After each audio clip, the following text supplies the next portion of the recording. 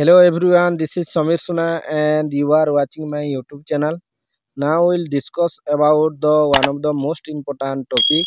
ଆଜି ଆମେ ମହାତ୍ମା ଗାନ୍ଧୀଙ୍କର ଏଜୁକେସନ୍ ଫିଲୋସଫି ବିଷୟରେ ଆଲୋଚନା କରିଥିଲେ ଏବଂ ପ୍ରିଭିୟସ୍ କ୍ଲାସ୍ରେ ଆମେ ଡିସ୍କସ୍ କରିଥିଲା କ'ଣ ବୁନିୟାଦୀ ଶିକ୍ଷାର ବ୍ୟବସ୍ଥା ବା ବେସିସ୍ ଏଜୁକେସନ୍ ବିଷୟରେ। ବର୍ତ୍ତମାନ ଆଜି ଆମେ ଆଲୋଚନା କରିବା ବୁନିୟାଦୀ ଶିକ୍ଷା ବା ମୌଳିକ ଶିକ୍ଷାର ମୁଖ୍ୟ ନୀତି। Before we discuss about it, please everyone subscribe to my channel, like, comment and share in this video। ଯଦି ଭିଡ଼ିଓଟି ଦେଖି ନାହାନ୍ତି ପରବର୍ତ୍ତୀ କ୍ଲାସ୍ ଯାଇକି ଚ୍ୟାନେଲରେ ଦେଖିପାରିବେ। ବର୍ତ୍ତମାନ ଆମେ ବୁନିୟାଦୀ ଶିକ୍ଷା ବା ମୌଳିକ ଶିକ୍ଷାର ମୁଖ୍ୟ ନୀତି ବିଷୟରେ ଆଲୋଚନା କରିବା। ଗାନ୍ଧୀଜୀଙ୍କର ପ୍ରଣୀତ ବୁନିୟାଦୀ ଶିକ୍ଷା ନିମ୍ନଲିଖିତ ମୁଖ୍ୟ ନୀତି ଉପରେ ପର୍ଯ୍ୟବେସିତ। ପ୍ରଥମଟି କ'ଣ? ଅବୈତନିକ ତଥା ବାଧ୍ୟତାମୂଳକ ଶିକ୍ଷା ସେ କହିଥିଲେ।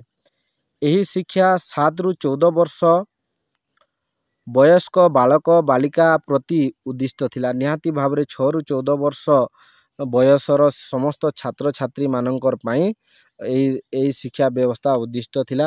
ଏହି ଶିକ୍ଷା ବ୍ୟବସ୍ଥା ଅନୁଯାୟୀ 7 ରୁ 14 ବର୍ଷ ବୟସ୍କ ଭାରତର ପ୍ରତ୍ୟେକ ବାଳକ ବାଳିକା ବାଧ୍ୟତାମୂଳକ ଭାବେ ମାଗଣାରେ ଏହି ଶିକ୍ଷା ଗ୍ରହଣ କରିପାରିବେ। ଫ୍ରି ଏବଂ କମ୍ପଲସରି ଏଜୁକେସନ୍ ଯଦି କଥା ଆମେ କହିବା 6 ରୁ 14 ବର୍ଷ ବୟସର ପିଲାମାନଙ୍କୁ ଫ୍ରି ଏବଂ କମ୍ପଲସରି ଏଜୁକେସନ୍ ଆମେ 6 ରୁ 14 ବର୍ଷ ପିଲାମାନଙ୍କୁ ମାଗଣା ଏବଂ ବାଧ୍ୟତାମୂଳକ ଶିକ୍ଷା ଗ୍ରହଣ କରିପାରିବେ। ଏହି 8 ବର୍ଷ ବ୍ୟାପୀ ଶିକ୍ଷାର ପ୍ରଥମ 5 ବର୍ଷକୁ ନିମ୍ନ ବୁନିୟାଦୀ ଏବଂ ଶେଷ 3 ବର୍ଷକୁ ଉଚ୍ଚ ବୁନିୟାଦୀ ବୋଲି କୁହାଯାଉଥିଲା। ଯଦି କହିବା କ'ଣ ନିମ୍ନ ବା ପ୍ରଥମରେ 5 ବର୍ଷକୁ ଆମେ ନିମ୍ନ ବୁନିୟାଦୀ ଏବଂ 3 ବର୍ଷକୁ ଉଚ୍ଚ ବୁନିୟାଦୀ ବୋଲି ଆମେ କହୁଥିଲେ।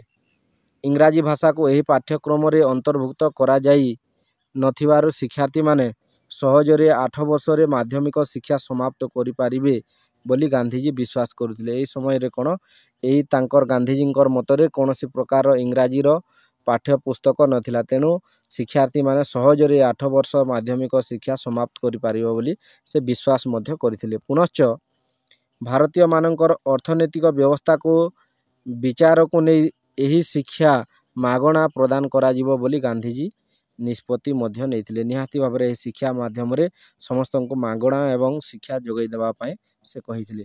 ତାପରେ ଦେଖିବା କୁଟୀର ଶିଳ୍ପ ଏବଂ କୈନ୍ଦ୍ରିକ ଶିକ୍ଷା। ଏହି ଶିକ୍ଷା କୁଟୀର ଶିଳ୍ପ ବା ହସ୍ତଶିଳ୍ପ କେନ୍ଦ୍ରିକ ଥିଲା। ସେ କ'ଣ ସମସ୍ତଙ୍କୁ କୁଟୀର ଶିଳ୍ପ ବା ହସ୍ତଶିଳ୍ପ ମାଧ୍ୟମରେ ସେ ଶିକ୍ଷାକୁ ବିସ୍ତାର କରିଥିଲେ। ଏହି ବ୍ୟବସ୍ଥାରେ କୁଟୀର ଶିଳ୍ପ ଏକ ପାଠ୍ୟ ବିଷୟ ଭାବେ ପଢ଼ାଯାଉ ନଥିଲା। ଗାନ୍ଧୀଜୀ ମତରେ ଏହି ଶିକ୍ଷା ଏକ ଉତ୍ପାଦନଧର୍ମୀ ଶିଳ୍ପ କେନ୍ଦ୍ରିକ ପ୍ରକ୍ରିୟା। ଏକ ହସ୍ତଶିଳ୍ପ ବା ଧନ୍ଦା ମାଧ୍ୟମରେ ଶିଶୁର ମାନସିକ, ଦୈହିକ ଓ ଆତ୍ମବିକାଶ ସାଧିତ ହୋଇଥାଏ। ସେ ଚାହୁଁଥିଲେ କ'ଣ ଶିଶୁ ସବୁ ପ୍ରକାରର ଶିଶୁ ଧନ୍ଦାମୂଳକ ବା ଆମର ଉତ୍ପାଦନମୂଳକ ସେହି ଶିକ୍ଷା ଗ୍ରହଣ କରିବା ବୋଲି ସେ ମତ ପୋଷଣ ମଧ୍ୟ କହିଥିଲେ।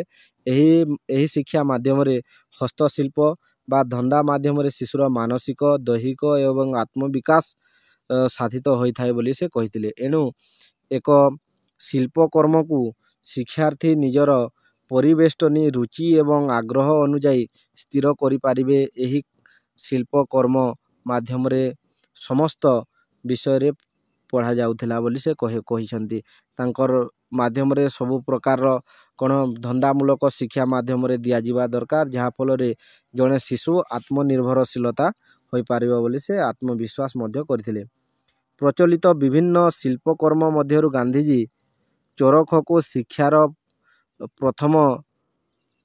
ଶିକ୍ଷାର ମାଧ୍ୟମ ରୂପେ ସ୍ୱୀକାର କରିଥିଲେ। ଯଦି ଦେଖିବା କ'ଣ ପ୍ରଚଳିତ ଶିଳ୍ପକର୍ମ ମଧ୍ୟରୁ ଗାନ୍ଧୀଜୀ ଚରଖକୁ ଶିକ୍ଷାର ପ୍ରଥମ ମାଧ୍ୟମ ରୂପେ ସେ ସ୍ୱୀକୃତି ରହିଥିଲେ। ମନସ୍ତାତ୍ତ୍ୱିକ, ଅର୍ଥନୈତିକ, ସାମାଜିକ ଏବଂ ଶିକ୍ଷାତାତ୍ତ୍ୱିକ ଦୃଷ୍ଟିକୋଣରୁ ବୁନିୟାଦୀ ଶିକ୍ଷା ବିଶେଷ ଭାବରେ ସାର୍ଥକ ବୋଲି ବିଭିନ୍ନ ଶିକ୍ଷାବିତମାନେ ମତ ମଧ୍ୟ ଦେଇଛନ୍ତି। ନିହାତି ଭାବରେ ମାନେ ଆମର ଯଦି ଦେଖିବା ବୁନିୟାଦୀ ଶିକ୍ଷା ଦିଆଯିବା ଦରକାର ବୋଲି ବହୁତ ମତ ପୋଷଣ ମଧ୍ୟ କରିଛନ୍ତି। କାର୍ଯ୍ୟ ମାଧ୍ୟମରେ ଶିକ୍ଷା ହେଉଛି ଆଧୁନିକ ମନୋବିଜ୍ଞାନ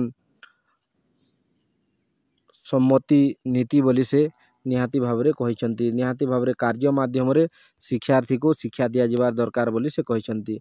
यह शिक्षार्थी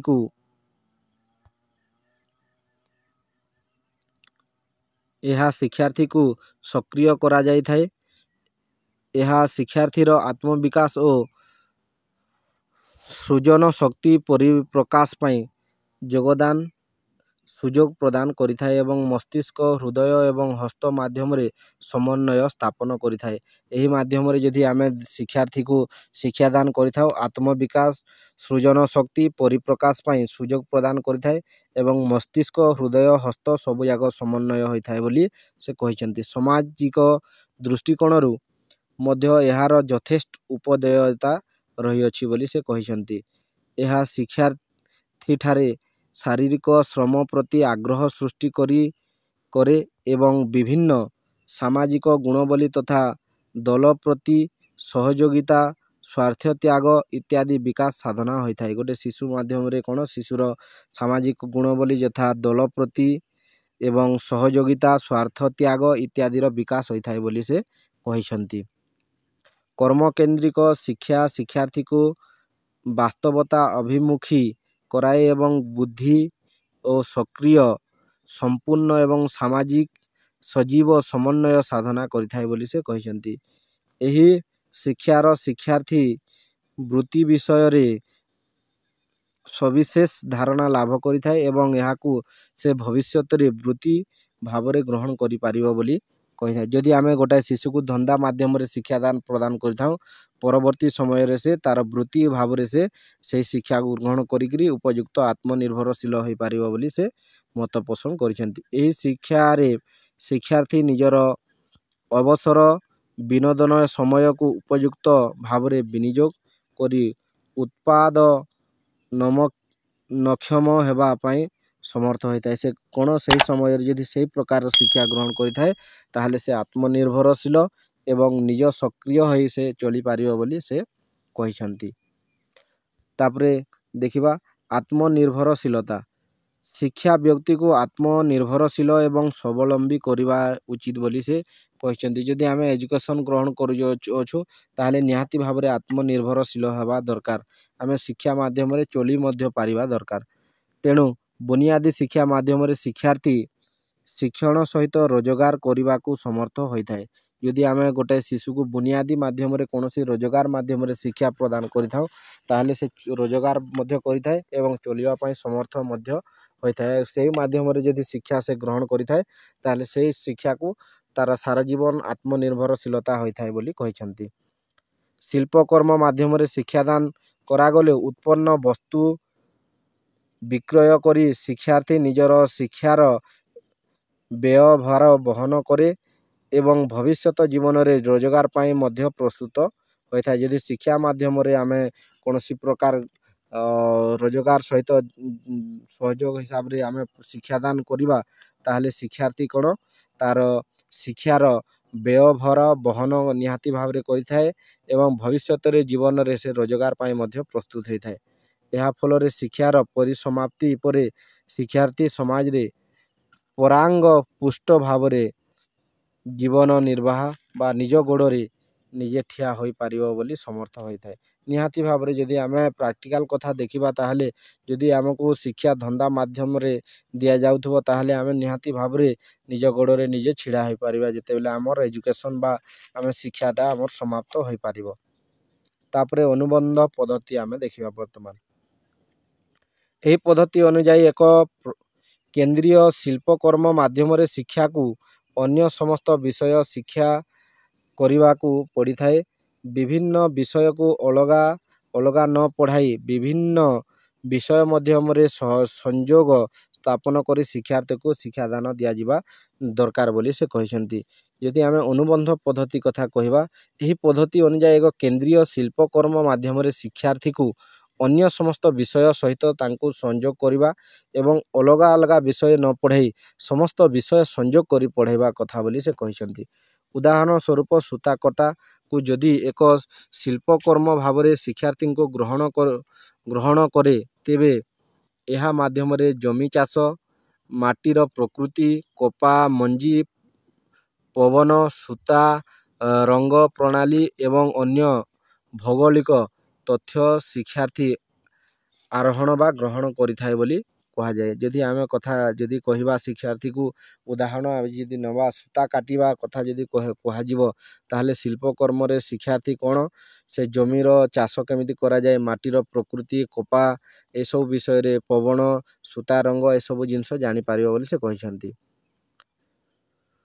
କପା ଗଛର ପତ୍ର, ଫଳ ଏବଂ ଫୁଲ ବିଷୟରେ ଜ୍ଞାନ ଆହରଣ ଦ୍ୱାରା ଉଦ୍ଭିଦ ବିଜ୍ଞାନ ପଢ଼ିବାରେ, ବିଭିନ୍ନ ପ୍ରକାରର ପୋଷାକ ତିଆରି କରିବା ଦ୍ୱାରା ସମାଜର ବିଜ୍ଞାନ ଜ୍ଞାନ ଆହରଣ କରିପାରିବେ ଓ ଲୁଗା ରଙ୍ଗ କରିବା ଦ୍ୱାରା ଚିତ୍ରକଳା ଓ ସୌନ୍ଦର୍ଯ୍ୟ ବୋଧକ ବିକାଶ ଶିଳ୍ପକୁ ଭିତ୍ତି କରି ଶିକ୍ଷାର୍ଥୀ ଗଣିତ, ଭୂଗୋଳ, ବିଜ୍ଞାନ, ଇତିହାସ, ସାମାଜିକ ତତ୍ତ୍ୱ, ଅର୍ଥନୀତି ଇତ୍ୟାଦି ବିଭିନ୍ନ ବିଷୟରେ ଉତ୍ତମ ରୂପେ ଜ୍ଞାନ ଆହରଣ କରିପାରିବ ବୋଲି ସେ ମତ ପୋଷଣ କରିଛନ୍ତି। ତାପରେ ତାଙ୍କର ମାଧ୍ୟମରେ ମାତୃଭାଷା ଦେଖିବା। ଭାରତୀୟ ଶିକ୍ଷା ବ୍ୟବସ୍ଥାରେ ଇଂରାଜୀ ଭାଷାର ପ୍ରାଧାନ୍ୟକୁ ଗାନ୍ଧିଜୀ ତୀବ୍ର ସମାଲୋଚନା କରୁଥିଲେ। ଯଦି ଇଂରାଜୀ ଭାଷାକୁ ସେ ଆଦୌ ପସନ୍ଦ କରୁନଥିଲେ। ତାଙ୍କର ମତରେ ମାଧ୍ୟମିକ ଶିକ୍ଷା ସମାପ୍ତ ପର୍ଯ୍ୟନ୍ତ ଶିକ୍ଷାର୍ଥୀକୁ ଇଂରାଜୀ ଭାଷା ପଢ଼ାଇବା ଉଚିତ ନୁହେଁ ବୋଲି ସେ ମଧ୍ୟ ମତ ପୋଷଣ କରିଛନ୍ତି। ମାତୃଭାଷା ମାଧ୍ୟମରେ ଶିଶୁ ନିଜର ଚିନ୍ତାଧାରା, କଳ୍ପନା, ରୁଚି ଏବଂ ସୃଜନଶୀଳତାକୁ ଉତ୍ତମ ରୂପେ ପରିପ୍ରକାଶ କରିବାକୁ ସେ ସମର୍ଥ ହୋଇପାରିବ ବୋଲି କହିଛନ୍ତି। ଯଦି ମାତୃଭାଷା ମାଧ୍ୟମରେ ଗୋଟାଏ ଶିକ୍ଷାର୍ଥୀ ବା ଆମେ ଛାତ୍ରକୁ ପାଠ ପଢ଼ାଇବା ତାହେଲେ ସେ ନିଜର ପରିକଳ୍ପନା, ଚିନ୍ତାଧାରା ନିହାତି ଭାବରେ ପରିପ୍ରକାଶ କରିପାରିବ ବୋଲି ସେ କହିଛନ୍ତି। ମାତୃଭାଷାକୁ ଶିକ୍ଷାଦାନର ମାଧ୍ୟମ ଭାବରେ ଗ୍ରହଣ କରାଗଲେ ଶିକ୍ଷାର୍ଥୀ ପାଠ୍ୟ ବିଷୟକୁ ସହଜରେ ବୁଝିପାରିବ ବୋଲି ସେ ମଧ୍ୟ ମତ ପୋଷଣ। ଯଦି ଆମେ ନିଜର ମାତୃଭାଷାରେ ପଢ଼ିବା ତାହେଲେ ସହଜରେ ବୁଝିପାରିବା ବୋଲି ସେ ମତ ପୋଷଣ ମଧ୍ୟ କରିଛନ୍ତି। ସଂସ୍କୃତ ସହ ଉତ୍ତମ ରୂପେ ପରିଚିତ ହୋଇପାରିବ ଏବଂ ଜାତୀୟତାରେ ଉଦ୍ବୁଦ୍ଧ ହୋଇପାରିବ। ନିହାତି ଭାବରେ ସଂସ୍କୃତ ପଢ଼ିବା ଦରକାର ବୋଲି ସେ କହିଛନ୍ତି। ଗାନ୍ଧିଜୀ ମାତୃଭାଷାକୁ ମାଆର କ୍ଷୀର ସହ ତୁଳନା କରିଛନ୍ତି। ମାଆର କ୍ଷୀର ଶିଶୁ ପାଇଁ ଯେଭଳି ଉପଯୋଗୀ, ମାତୃଭାଷା ମଧ୍ୟ ଶିଶୁର ବ୍ୟକ୍ତିତ୍ୱର ବିକାଶ ପାଇଁ ସେହିଭଳି ଉପଯୋଗୀ ମଧ୍ୟ କହିଛନ୍ତି। ଯେପରି ଗୋଟାଏ ଶିଶୁ ମାଆର କ୍ଷୀର ଖାଇବା ପାଇଁ ଉପଯୋଗୀ ହୋଇଥାଏ, ତେଣୁ ବିଦ୍ୟାର୍ଥୀ ମଧ୍ୟ ମାତୃଭାଷା ମାଧ୍ୟମରେ ଶିକ୍ଷା ପଢ଼ିବା ବା ଗ୍ରହଣ କରିବା ଦରକାର ବୋଲି ସେ କହିଛନ୍ତି। ଏହା ଶିଶୁର ଶିକ୍ଷାର ସ୍ୱାଭାବିକ ଭିତ୍ତିଭୂମି ବିକାଶ ହୋଇଥାଏ। ତେଣୁ ବୁନିୟାଦୀ ଶିକ୍ଷା ବ୍ୟବସ୍ଥାରେ ମାତୃଭାଷାକୁ ଅଧିକ ଗୁରୁତ୍ୱ ପ୍ରଦାନ କରାଯାଇଅଛି। ନିହାତି ଭାବରେ ମାତୃଭାଷା ମାଧ୍ୟମରେ ଶିକ୍ଷାଦାନ ଦିଆଯିବା ଦରକାର ବୋଲି ସେ କହିଛନ୍ତି। ଉପରୋକ୍ତ ନୀତି ବ୍ୟତୀତ ଗାନ୍ଧିଜୀଙ୍କର ବୁନିୟାଦୀ ଶିକ୍ଷା ଉତ୍ତମ ନାଗରିକ ସୃଷ୍ଟି ଏବଂ ଉତ୍ତମ ଚରିତ୍ର ଗଠନ, ସତ୍ୟ ଏବଂ ଅହିଂସା ଭିତ୍ତିକ ଶିକ୍ଷା, ଗ୍ରାମ୍ୟ ପୁନର୍ଗଠନ ଏବଂ ସର୍ବୋଦୟ ସମାଜ ଗଠନ ଉପରେ ମଧ୍ୟ ଗୁରୁତ୍ୱ ଆରୋପ କରିଛି। ଯଦି ଦେଖିବା ମହାତ୍ମା ଗାନ୍ଧୀଙ୍କର ବୁନିୟାଦୀ ଶିକ୍ଷା ଉତ୍ତମ ନାଗରିକ ସୃଷ୍ଟି, ଉତ୍ତମ ଚରିତ୍ର ଗଠନ, ସତ୍ୟ ଅହିଂସା ଭିତ୍ତିକ ଶିକ୍ଷା, ଗ୍ରାମ୍ୟ ପୁନର୍ଗଠନ ଏବଂ ସର୍ବୋଦୟ ସମାଜ ଗଠନ ଉପରେ ନିହାତି ଭାବରେ ଗୁରୁତ୍ୱ ପ୍ରଦାନ କରାଯାଇଅଛି। ଗାନ୍ଧିଜୀଙ୍କର ପରିକଳ୍ପିତ ବୁନିୟାଦୀ ଶିକ୍ଷା ଏକାଧାରରେ ଯୁକ୍ତିନିଷ୍ଠ, ବିଜ୍ଞାନସମ୍ମତ ଏବଂ ଉତ୍ପାଦନଧର୍ମୀ। ଏହି ଶିକ୍ଷା ବ୍ୟବସ୍ଥା ଭାରତୀୟ ଓ ସମ୍ପୂର୍ଣ୍ଣ ମଣିଷ ସୃଷ୍ଟି କରିବା ଏକ ପ୍ରଧାନ ସାଧନା ଥିଲା ବୋଲି କୁହାଯାଉଥିଲା। ଏହା ମାଧ୍ୟମରେ ଭାରତର ସ୍ୱାଧୀନତା ଲାଭ କରିବା ଓ ଜାତି, ଧର୍ମ, ବର୍ଣ୍ଣ ନିର୍ବିଶେଷରେ ଏକ ସୁସ୍ଥ ସୁନ୍ଦର ସମାଜ ଗଠନ ସୃଷ୍ଟି କରିବା ଗାନ୍ଧିଜୀଙ୍କର ଏକ ଅଭିନବ ସ୍ୱପ୍ନ ମଧ୍ୟ ରହିଥିଲା। ସେ ଏହି ଶିକ୍ଷା ବ୍ୟବସ୍ଥା ମାଧ୍ୟମରେ ଜାତି, ଧର୍ମ, ବର୍ଣ୍ଣ ନିର୍ବିଶେଷରେ ଏକ ସୁସ୍ଥ ଏବଂ ସୁନ୍ଦର ସମାଜ ଗଠନ ସୃଷ୍ଟି କରିବା ପାଇଁ ଗାନ୍ଧିଜୀଙ୍କର ଏକ ଅଭିନବ ସ୍ୱପ୍ନ ମଧ୍ୟ ଥିଲା। କିନ୍ତୁ ଦୁଃଖ ଏବଂ ପରିତାପର ବିଷୟ ଏହା ଯେ ଗାନ୍ଧିଜୀଙ୍କର ଏହି ଆଦର୍ଶବାଦୀ ଶିକ୍ଷା ବ୍ୟବସ୍ଥା କେତେକ କାରଣ ଯୋଗୁଁ ସଫଳ ହୋଇପାରିଲା ନାହିଁ। ବୁନିୟାଦୀ ଶିକ୍ଷା ବ୍ୟବସ୍ଥାର ବିଫଳର କେତେକ ପ୍ରଧାନ କାରଣ ନିମ୍ନରେ ଆଲୋଚନା କରାଗଲା। ଯଦି ଦେଖିବା ଏଇସବୁ ଯାହା ସ୍ୱପ୍ନ ଦେଖିଥିଲେ ଗାନ୍ଧୀଜୀ ତାହା ମଧ୍ୟ ସାକାର ହୋଇପାରିଲା ନାହିଁ। ସେହି ସ୍ୱପ୍ନ ନ ସାକାର ହେବା ପାଇଁ ବହୁତ ପ୍ରକାର କାରଣ ରହିଅଛି, ଯାହା ଆମେ ବର୍ତ୍ତମାନ ଏବେ ଆଲୋଚନା କରିବା। ବର୍ତ୍ତମାନ ଆମେ ଦେଖିବା ବୁନିୟାଦୀ ଶିକ୍ଷାର ବିଫଲତାର କାରଣ। ମହାତ୍ମା ଗାନ୍ଧୀଙ୍କର ମତରେ ସବୁବେଳେ ସେ କ'ଣ ଚାହିଁଥିଲେ, ଧନ୍ଦାମୂଳକ ଶିକ୍ଷା। ତେଣୁ ସେହି ଶିକ୍ଷା ମାଧ୍ୟମର ବିଫଲତା କ'ଣ ହେଇଛି ସେଇଟାକୁ ଆମେ ବର୍ତ୍ତମାନ ଆଲୋଚନା କରିବା। ବୁନିୟାଦୀ ଶିକ୍ଷା ବ୍ୟବସ୍ଥାର ମୁଖ୍ୟତଃ ନିମ୍ନୋକ୍ତ କାରଣ ଗୁଡ଼ିକ ପାଇଁ ବିଫଳ ହୋଇଥିଲା। ଦେଖବା ଫାଷ୍ଟ କ'ଣ, ଅଭିଭାବକମାନଙ୍କର ନକାରାତ୍ମକ ମନୋଭାବ। ଯେଉଁ ପ୍ୟାରେଣ୍ଟ ରହୁଛନ୍ତି ଛାତ୍ରଛାତ୍ରୀମାନଙ୍କର, ତାଙ୍କର ଯେଉଁ ଅଛନ୍ତି ପ୍ୟାରେଣ୍ଟଟା, ତାଙ୍କର ଭିତରେ କ'ଣ ନକାରାତ୍ମକ ମନୋଭାବ ସୃଷ୍ଟି ହେଲା। ତେଣୁକରି ଗାନ୍ଧୀଜୀଙ୍କର ଯେଉଁ ବୁନିୟାଦୀ ଶିକ୍ଷାର ବିଫଳତା ମଧ୍ୟ ଦେଖାଯାଇଥିଲା। ଗାନ୍ଧୀଜୀଙ୍କର ପରବର୍ତ୍ତୀ ବୁନିୟାଦୀ ଶିକ୍ଷା ବ୍ୟବସ୍ଥା କିଛି ଦିନ ପାଇଁ ସଫଳତାର ସହିତ କାର୍ଯ୍ୟକାରୀ ହୋଇଥିଲା। କିଛି ଦିନ ତାଙ୍କର ମାଧ୍ୟମରେ ଯେଉଁ ଧନ୍ଦାମୂଳକ ଶିକ୍ଷା ନିହାତି ଭାବରେ ଚଲିଥିଲା, ତାପରେ ବିଫଳତା ଦେଖିବାକୁ ମିଳିଥିଲା। କିନ୍ତୁ ସମୟର ପରିବର୍ତ୍ତନ କ୍ରମେ ଦେଶର ଜନସାଧାରଣ ଏହି ଶିକ୍ଷା ବ୍ୟବସ୍ଥାକୁ ନକାରାତ୍ମକ ଦୃଷ୍ଟିରେ ଦେଖିବା ଆରମ୍ଭ କଲେ। ନିହାତି ଭାବରେ ଦେଶର ସମସ୍ତ ଜନସାଧାରଣ ବା ସମସ୍ତ ଛାତ୍ର ବା ତାଙ୍କର ଅଭିଭାବକମାନେ ନିହାତି ଭାବରେ ତାଙ୍କର ଦୃଷ୍ଟିରେ ନକାରାତ୍ମକ ଦୃଷ୍ଟିରେ ଦେଖିବାର ଆରମ୍ଭ କଲେ। ଶିକ୍ଷାର୍ଥୀମାନେ ମୌଳିକ ବିଦ୍ୟାପୀଠରେ ପାଠ ପଢ଼ିବା ପରିବର୍ତ୍ତେ ଅଧିକ ସମୟ ସୂତା କାଟିବା, ଲୁଗା ବୁଣିବା, କୃଷି କାର୍ଯ୍ୟ ଇତ୍ୟାଦି କାର୍ଯ୍ୟରେ ନିୟୋଜିତ ହେଉଥିଲେ। ନିହାତି ଭାବରେ ଅଧିକ ସମୟ ସେହି କାର୍ଯ୍ୟରେ, ସେହି ଯେଉଁ ଧନ୍ଦାମୂଳକ ଶିକ୍ଷାରେ ସମସ୍ତେ ସୂତା କାଟିବା, ଲୁଗା ବୁଣିବା ବା କୃଷି କାର୍ଯ୍ୟରେ ନିହାତି ଭାବରେ ଅଧିକ ସମୟ ନିୟୋଜିତ ହେଉଥିଲେ। ଏହି ବିଦ୍ୟାଳୟର ଶିକ୍ଷା ସମାପ୍ତ କରିସାରିବା ପରେ ଶିକ୍ଷାର୍ଥୀଙ୍କୁ ଚାକିରି ମିଳୁନଥିଲା। ପୁନଶ୍ଚ ଏହି ଶିକ୍ଷା ବ୍ୟବସ୍ଥାରେ ଇଂରାଜୀକୁ ପାଠ୍ୟକ୍ରମରୁ ବାଦ ଦିଆଯାଇଥିବାରୁ ଶିକ୍ଷାର୍ଥୀମାନଙ୍କର ପରିବର୍ତ୍ତେ ଶିକ୍ଷା ଲାଭ କରିବାରେ ବିଶେଷ ଅସୁବିଧା ହୋଇଥିଲା। ଯେତେବେଳେ ଆମେ ଦେଖିବା ସେହି ସମୟରେ କ'ଣ ବିଦ୍ୟାଳୟମାନଙ୍କରେ କ'ଣ ହୋଇଥିଲା, ଶିକ୍ଷା ସମାପ୍ତ କରିସାରିବା ପରେ ତାଙ୍କୁ ଚାକିରି ମିଳୁନଥିଲା। ପୁନଶ୍ଚ ଶିକ୍ଷା ବ୍ୟବସ୍ଥାରେ ଇଂରାଜୀ ନାହିଁ ଥିବାରୁ, ଇଂରାଜୀ ପାଠକୁ ଅଧିକ ଗୁରୁତ୍ୱ ଦିଆଯାଉନଥିବାରୁ ବିଦ୍ୟାର୍ଥୀମାନଙ୍କୁ ପରବର୍ତ୍ତୀ ଶିକ୍ଷା ଲାଭ କରିବାରେ ଅସୁବିଧା ନିହାତି ଭାବରେ ହେଉଥିଲା।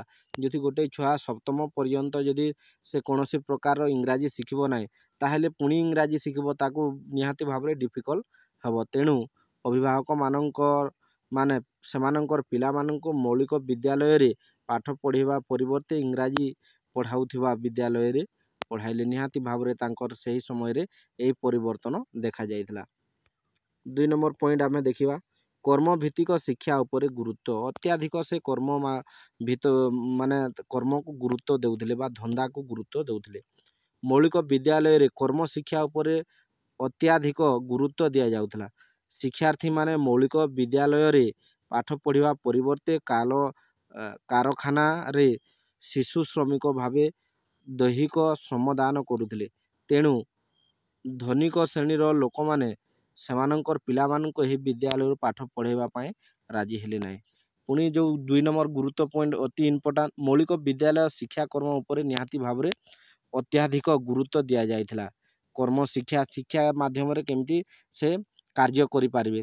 ବିଦ୍ୟାର୍ଥୀମାନେ ମୌଳିକ ବିଦ୍ୟାଳୟରେ ପାଠ ପଢ଼ିବା ପରିବର୍ତ୍ତେ କଳକାରଖାନାରେ ଅତ୍ୟାଧିକ ସେମାନେ ସମୟ ବିତାଇଲେ ବା ଦୈହିକ ପରିଶ୍ରମ କରୁଥିଲେ। ତେଣୁ ଧନୀ ଶ୍ରେଣୀର ଲୋକମାନେ ସେମାନଙ୍କର ପିଲାମାନଙ୍କୁ ଏହି ବିଦ୍ୟାଳୟରୁ ପାଠ ପଢ଼ାଇବା ପାଇଁ ନିହାତି ଭାବରେ ରାଜି ହେଲେ ନାହିଁ। ସେମାନେ ଆମେ ଏଇ ପରିଶ୍ରମିକ ଶିକ୍ଷା ଆମେ ପ୍ରଦାନ କରିବୁ ନାହିଁ ବୋଲି ସେ ରାଜି ହେଲେ ନାହିଁ। ତୃତୀୟ ଆମେ ପଏଣ୍ଟ ଡିସ୍କସ୍ କରିବା, ଗୁରୁତର ଆର୍ଥିକ ସଙ୍କଟ। ଶିଳ୍ପକର୍ମ ମାଧ୍ୟମରେ ଶିକ୍ଷାଦାନ ଏକ ବ୍ୟୟବହୁଳ କାର୍ଯ୍ୟ। ଯଦି ଦେଖିବା ଶିଳ୍ପ ମାଧ୍ୟମରେ ଯଦି ଆମେ ଶିକ୍ଷାଦାନ ଗ୍ରହଣ କରିବା, ତାହେଲେ ନିହାତି ଭାବରେ ଅତ୍ୟାଧିକ ଟଙ୍କା ଖର୍ଚ୍ଚ ହୁଏ। ତେଣୁ ଏହା ଏକ ବ୍ୟୟବହୁଳ କାର୍ଯ୍ୟ ବୋଲି କୁହାଯାଇପାରେ। ତେଣୁ ଭାରତ ଭଳି ଏକ ଗରିବ ଦେଶରେ ମୌଳିକ ବିଦ୍ୟାଳୟ ଗୁଡ଼ିକରେ ପର୍ଯ୍ୟାପ୍ତ ପରିମାଣରେ କଞ୍ଚାମାଲ ଯୋଗାଇବା ସମ୍ଭବ ହେଲା ନାହିଁ। ପୁନଶ୍ଚ ମୌଳିକ ବିଦ୍ୟାଳୟରେ କୋମଳମିତ ଛାତ୍ରଛାତ୍ରୀମାନଙ୍କ ଦ୍ୱାରା ପ୍ରସ୍ତୁତ ଦ୍ରବ୍ୟ ବଜାରରେ ଗ୍ରାହକମାନଙ୍କୁ ଆକୃଷ୍ଟ କରିପାରିଲା ନାହିଁ। ନିହାତି ଭାବରେ ଯଦି ଦେଖିବା ଆମେ ଧନ୍ଦାକୁ ଅତ୍ୟାଧିକ ଦେବା ଗୁରୁତ୍ୱ, ତେଣୁ ନିହାତି ଭାରତ ଏକ ଗରିବ ରାଜ୍ୟ ଏବଂ ଏଠାରେ ଅତ୍ୟାଧିକ କଞ୍ଚାମାଲ ଦ୍ରବ୍ୟ ମଧ୍ୟ ଯୋଗାଇବା ସମ୍ଭବ ହେଇପାରେ ନାହିଁ। ତେଣୁ ପୁନଶ୍ଚ ମୌଳିକ ବିଦ୍ୟାଳୟରେ ଏ ଯେଉଁ ଛାତ୍ରଛାତ୍ରୀମାନେ ଯାହା ପ୍ରସ୍ତୁତ କରନ୍ତି ତାହା ଆଟ୍ରାକ୍ଟ ଗ୍ରାହକମାନଙ୍କୁ କରିପାରିଲା ନାହିଁ। ତେଣୁ ବଜାରରେ ଅଧିକ ପରିମାଣରେ ମଧ୍ୟ ତାହା ସଫଳ ହୋଇପାରିଲା ନାହିଁ ବୋଲି ଆମେ କହିପାରିବା। ଯାହାଫଳରେ ମୌଳିକ ବିଦ୍ୟାଳୟ ଗୁଡ଼ିକ ଆର୍ଥିକ ମେରୁଦଣ୍ଡ ଭାଙ୍ଗି ପଡ଼ିଲା। ଯାହା ଦେଖିବା ଆମେ ସେହି ବିଦ୍ୟାଳୟ ଗୁଡ଼ିକ ଯେଉଁ ବିଦ୍ୟାଳୟରେ ଧନ୍ଦାମୂଳକ ଶିକ୍ଷା ଦିଆଯାଉଥିଲା ସେଥିରେ ଆର୍ଥିକ ନିହାତି ଭାବରେ ମେରୁଦଣ୍ଡ ଭାଙ୍ଗି ପଡ଼ିଲା। ଅନ୍ୟପକ୍ଷରେ ତତ୍କାଳୀନ ବ୍ରିଟିଶ ସରକାର ମୌଳିକ ବିଦ୍ୟାଳୟରେ ପର୍ଯ୍ୟାପ୍ତ ପରିମାଣରେ ଆର୍ଥିକ ସାହାଯ୍ୟ ଦେବାକୁ କୁଣ୍ଠିତ ଥିଲେ। ଏହା ଫଳରେ ଶିକ୍ଷକମାନେ ଦରମା ପାଇବାରୁ ବର୍ତ୍ତିଲେ ହେଲେ ଏବଂ ମୌଳିକ ବିଦ୍ୟାଳୟ ଗୁଡ଼ିକ ସୁଚାରୁ ରୂପେ ପରିଚାଳନା କରାଯାଇ ପାରିଲା ନାହିଁ। ନିହାତି ଭାବରେ ସେହି ଯେଉଁ ଆର୍ଥିକ ସଙ୍କଟ ଦେଖାଗଲା, ତାହେଲେ ସମସ୍ତ ଶିକ୍ଷକମାନଙ୍କୁ ମଧ୍ୟ ଦରମା ଠିକ୍ ଟାଇମ୍ରେ ଦିଆଯାଇ ପାରିଲା ନାହିଁ। ଯାହାଫଳରେ ପରିଚାଳନା କରିବା ପାଇଁ ସେହି ସ୍କୁଲ ବା ବିଦ୍ୟାଳୟ ଗୁଡ଼ିକ କାର୍ଯ୍ୟ ପରିଚାଳନା କରାଯାଇ ପାରିଲା ନାହିଁ। ତାପରେ ଚତୁର୍ଥ ପଏଣ୍ଟ ଆମେ ଦେଖିବା, ଫୋର୍ଥ ପଏଣ୍ଟ, ସରକାରଙ୍କର ବୈମାତୃକ ଭାବ। ସରକାରଙ୍କର ସପୋର୍ଟ ନାହିଁ। ତତ୍କାଳୀନ ସରକାର ଗାନ୍ଧୀଜୀଙ୍କର ବୁନିୟାଦୀ ଶିକ୍ଷା ବ୍ୟବସ୍ଥାକୁ ସମର୍ଥନ କଲେ ନାହିଁ। ନିହାତି ଭାବରେ ସରକାର ସେହି ବୁନିୟାଦୀ ଶିକ୍ଷା ବ୍ୟବସ୍ଥାକୁ ସମର୍ଥନ କଲେ ନାହିଁ। କେତେକ ରାଜନୈତିକ ନେତାମାନେ ଗାନ୍ଧୀଜୀଙ୍କ ସହ ଆଦର୍ଶ ମତ ପାର୍ଥକ୍ୟ ଥିବାରୁ ମୌଳିକ ବିଦ୍ୟାଳୟ ଗୁଡ଼ିକ ରାଜନୈତିକ ପୃଷ୍ଠପୋଷକତାରୁ ବର୍ତ୍ତିତ ହେଲା। ନିହାତି ଭାବରେ ସେହି ସମୟରେ କ'ଣ ବିଦ୍ୟାଳୟ ଗୁଡ଼ିକୁ କୌଣସି ପ୍ରକାର ସରକାର ସାହାଯ୍ୟ କଲେ ନାହିଁ, ଯାହାଫଳରେ ଏଇ ଗାନ୍ଧୀଜୀଙ୍କର ବୁନିୟାଦୀ ଶିକ୍ଷା ବିଫଳ ହେଲା। ତାପରେ ଆମେ ଦେଖିବା 5 ନମ୍ବର ପଏଣ୍ଟ, ରାଜନୀତିରେ ଗାନ୍ଧୀଜୀଙ୍କ ସକ୍ରିୟ ଅଂଶଗ୍ରହଣ। ଗାନ୍ଧୀଜୀ ରାଜନୈତିକ କାର୍ଯ୍ୟରେ ଅଧିକ ସମୟ ବିନିଯୋଗ କରିବାରୁ ବୁନିୟାଦୀ ଶିକ୍ଷା ବ୍ୟବସ୍ଥା ଯତ୍ନ ନେଇ ପାରିଲେ ନାହିଁ। ଯଦି ଦେଖିବା ମହାତ୍ମା ଗାନ୍ଧୀ ସବୁବେଳେ ସେ ପଲିଟିକ୍ସରେ ଇନଭଲ୍ଭ ରହୁଥିଲେ, ତେଣୁକରି ସେ ଅଧିକ ସମୟ ଏଥିରେ ଯୋଗଦାନ କରିପାରୁନଥିଲେ। ତେଣୁ ବୁନିୟାଦୀ ଶିକ୍ଷା ବ୍ୟବସ୍ଥାରେ ଯତ୍ନ ନେଇ ପାରିଲେ ନାହିଁ। ବ୍ରିଟିଶ ସାମ୍ରାଜ୍ୟ କବଳରୁ ଭାରତକୁ ସ୍ୱାଧୀନ ପାଇବା ପାଇଁ ସ୍ୱାଧୀନତା ଆନ୍ଦୋଳନରେ ଗାନ୍ଧୀଜୀ ସକ୍ରିୟ ଭାବରେ ଅଂଶଗ୍ରହଣ କଲେ।